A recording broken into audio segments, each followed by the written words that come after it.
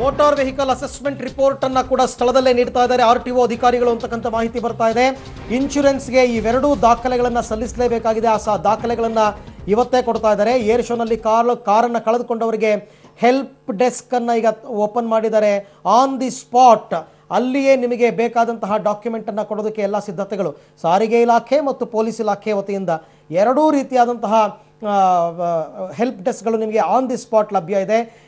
ನೀವೇನಾದರೂ ನಿಮ್ಮ ಕಾರನ್ನು ಈ ಬೆಂಕಿ ದುರಂತದಲ್ಲಿ ಕಳ್ಕೊಂಡಿದ್ರೆ, ನಿಮ್ಮ ಕಾರು ಕಂಪ್ಲೀಟ್ ಆಗಿ ಬೆಂಕಿಗೆ ಆಹುತಿಯಾಗಿದ್ದರೆ ಅಥವಾ ಭಾಗಶಃ ಆಹುತಿಯಾಗಿದ್ದರೆ, ನೀವು ಇಮ್ಮಿಡಿಯೇಟ್ ಆಗಿ ನಿಮ್ಮ ಕಾರನ್ನು ಐಡೆಂಟಿಫೈ ಮಾಡಿ ಅಥವಾ ನಿಮ್ಮ ಕಾರಿನ ಡಾಕ್ಯುಮೆಂಟನ್ನು ತಂದು ಆನ್ ದಿ ಸ್ಪಾಟ್ ಪೊಲೀಸರಿಗೆ ಕಂಪ್ಲೇಂಟನ್ನು ಕೊಡ್ಬೋದು. ಜೊತೆಗೆ ಸಾರಿಗೆ ಇಲಾಖೆಯವರು ಕೂಡ ಅಲ್ಲಿಯೇ ಹೆಲ್ಪ್ ಡೆಸ್ಕ್ನಲ್ಲಿ ನಿಮಗೆ ಬೇಕಾದಂತಹ ಡಾಕ್ಯುಮೆಂಟನ್ನು ಕೊಡೋದಕ್ಕೆ ಸಿದ್ಧರಾಗಿದ್ದಾರೆ. ಹೋಗ್ಬೇಕಾದ್ರೆ ಸುಮಾರು 11:30 ಸಂದರ್ಭದಲ್ಲಿ ಕಾರು ತುಂಬಾ ಚೆನ್ನಾಗಿತ್ತು. ಮತ್ತೆ ಖುಷಿಯಾಗಿ ಏರ್ ಶೋನ ನೋಡ್ತೀವಿ, ಏರ್ ಶೋನ ನೋಡಿ ಖುಷಿಯಾಗಿ ಹೋಗ್ತೀವಿ ಅಂತೇಳಿ ಸಾಕಷ್ಟು ಖುಷಿಯನ್ನ ವ್ಯಕ್ತಪಡಿಸ್ತಾ ಇದ್ರು. ಖುಷಿಯಲ್ಲಿದ್ದಂಥವ್ರು ಈಗ ಒಂದು ದುಃಖವಾಗಿರುವಂತದ್ದು. ರಾಜಾಜಿನಗರದಿಂದ ಬಂದಿದ್ದಂಥವ್ರು ಏರ್ ಶೋ ನೋಡ್ಲಿಕ್ಕೆ ಅವ್ರು ನಮ್ಮ ಜೊತೆ ಇದ್ದಾರೆ. ಮೇಡಮ್, ಎಷ್ಟೊತ್ತಿಗೆ ಬಂದ್ರಿ, ಏನಾಯ್ತು? ಏರ್ ಶೋಗೆ ಎಷ್ಟು ಜನ ಬಂದಿದ್ರಿ? ಫ್ಯಾಮಿಲಿ ಎಲ್ಲ ಬಂದಿದ್ರ? ಫ್ಯಾಮಿಲಿ ಇಲ್ಲ, ನಮ್ದು ಸ್ಟಾಲ್ ಇಲ್ಲಿದೆ. ಸೊ ಆಫೀಸ್ ಮೂಲಕ ಬಂದಿರೋದು. ನಾವೊಂದು 7 ಮೆಂಬರ್ಸ್ ಬಂದ್ವಿ. ಅರೌಂಡ್ 11:30 ಇಲ್ಲಿ ಪಾರ್ಕ್ ಮಾಡಿದ್ವಿ. ಪಾರ್ಕ್ ಮಾಡಿ ಹೋಗೋಷ್ಟರಲ್ಲಿ ನ್ಯೂಸ್ ಬಂತು. ಮತ್ತೆ ಬಂದ್ ನೋಡಿದ್ರೆ ಇಲ್ಲಿ ಬಿಟ್ಟಿಲ್ಲ, ಆಕ್ಚುಲಿ ಅಲೋ ಮಾಡಿಲ್ಲ. ಇಲ್ಲಿ ನಮ್ ಕಾರ್ ಏನಾಗಿದೆ ಅಂತ ನೋಡಕ್ಕೆ ಅಲೋ ಮಾಡಿರ್ಲಿಲ್ಲ. ಲೇಟರ್ ಅಲೋ ಮಾಡಿದ್ಮೇಲೆ ಬಂದ್ ನೋಡಿದ್ರೆ ಐಡೆಂಟಿಫೈ ಮಾಡಕ್ಕಾಯ್ತು. ಐಡೆಂಟಿಫೈ ಮಾಡಿದೀವಿ. ಇದೆ. ನೀವು ಕಾರ್ ಪಾರ್ಕ್ ಮಾಡಿ ಅಂದ್ರೆ ಸುಮಾರು 11:30 ಬಂದ್ರಿ ಅಂತ ಹೇಳಿ 11:45 ಬೆಂಕಿ ಆಯ್ತು. ಎಷ್ಟು ನಿಮಿಷಕ್ಕೆ ನೀವು ಬಂದ? ಎಷ್ಟು ನಿಮಿಷಕ್ಕೆ ಬೆಂಕಿ? ನಾವು ಬಂದು ಒಂದು 15 ಮಿನಿಟ್ಸ್, ಆಲ್ಮೋಸ್ಟ್ ಒಳಗಡೆ ಹೋಗ್ಬಿಟ್ಟಿದ್ವಿ.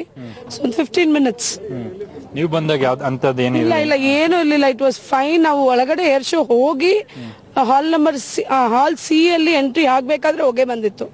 ಅವಾಗ ಆ ಕಡೆ ಗೇಟ್ 6 ಅಂದ್ರು. ಸೊ ನಾವು ಕೂಲ್ ಆಗಿದ್ವಿ. 5 ಅಂದಿಲ್ಲ. ಲೇಟರ್ ಅಲ್ಲಿ ನ್ಯೂಸ್ ಆನ್ ಲೈವ್ ಅಲ್ಲಿ ಹೇಳ್ತಿದ್ರು it is like gate 5. Then rush ಮಾಡ್ಕೊಂಡು ಇಲ್ಲಿ ಬಂದ್ವಿ. Then identify. ಎಷ್ಟು ವರ್ಷ ಆಯ್ತು ಮೇಡಮ್ ನೀವು ಕಾರ್ ತಗೊಂಡು? It is around 2014 model. Maybe ನಾವು ತಗೊಂಡು ಒಂದು 2 ಇಯರ್ಸ್ ಆಗಿದೆ. ಏನ್ ಅನಿಸ್ತಾ ಇದೆ? ತುಂಬಾ ಖುಷಿಯಾಗಿದ್ರಿ ಎಲ್ಲ ಫ್ಯಾಮಿಲಿಯವರೆಲ್ಲ ಬಂದು ಒಳಗಡೆ ನೋಡ್ಲಿಕ್ಕೆ?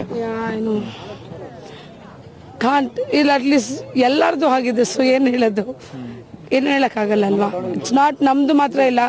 ಇಷ್ಟು ನೋಡಿದ್ರೆ ಎಷ್ಟೋ ಜನದಾಗಿದೆ.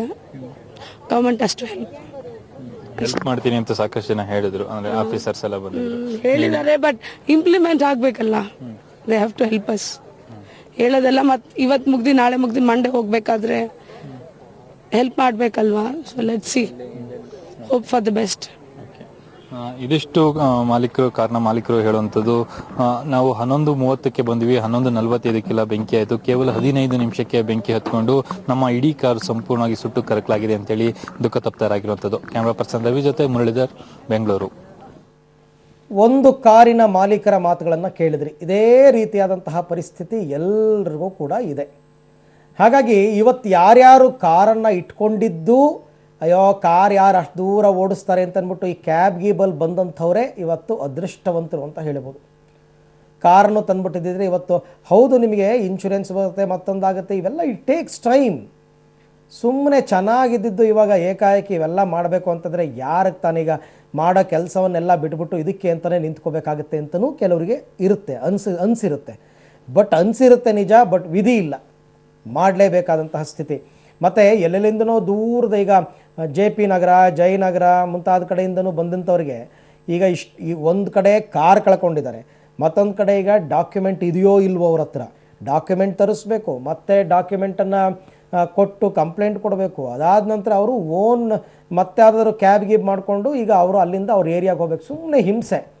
ಯಾಕಪ್ಪ ಬೇಕಾಗಿತ್ತು ಇವತ್ತು ಬರದೇ ಇದ್ರೆ ಆಗಿರೋದು ಅಂತ ಪಾಪ ತುಂಬ ಜನಕ್ಕೆ ಅನಿಸಿರುತ್ತೆ. ಇವತ್ತು ಅನ್ನಿಸ್ದೆ ಏನಲ್ಲ. ಮತ್ತು ಇವಾಗ ಮತ್ತೊಂದೇನಂತಂದರೆ ಈಗ ಕೆಲವರು ಹೋಗಿರ್ತಕ್ಕಂಥವ್ರು ರಿಲೇಟಿವ್ಸ್ಗಳೆಲ್ಲ ಫೋನ್ ಮಾಡಿ ಏನಾಯಿತು ಎತ್ತ ಇದೆಲ್ಲ ವಿಚಾರಿಸ್ತಾ ಇದ್ದಾರೆ.